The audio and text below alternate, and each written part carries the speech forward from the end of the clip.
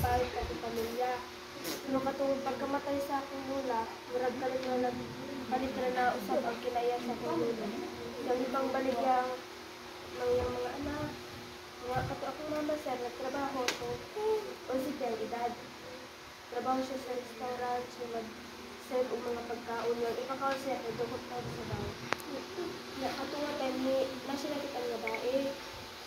Hindi ingnan nga mag-uban lang siya. Kita na mo sa itong bae, pero di ko ano lang, kaya naluin ang food niya. Di dala ng bae dito sa balay, moto ko mama. Pagkadugayin ako, anak mo nawa. Trabaho daw siyang tarong. Hanggang ako na okay na sir niya. Nagmin niya ko mama sa Cagayan. Tapos pagkadugay natin, nagsyabot yung papa. Kaya sibiyahan akong mama nga, buntis pa sa ako. At tunili akong mama sa lula, tapos tugas ko sa kurulan niya.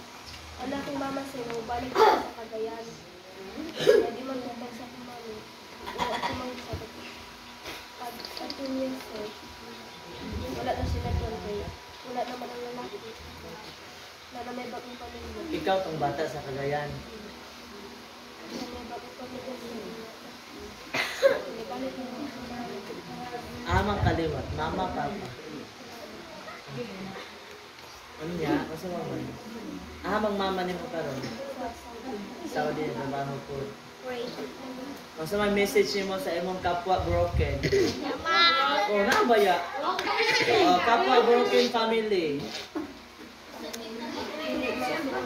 Oy, paminaw mo.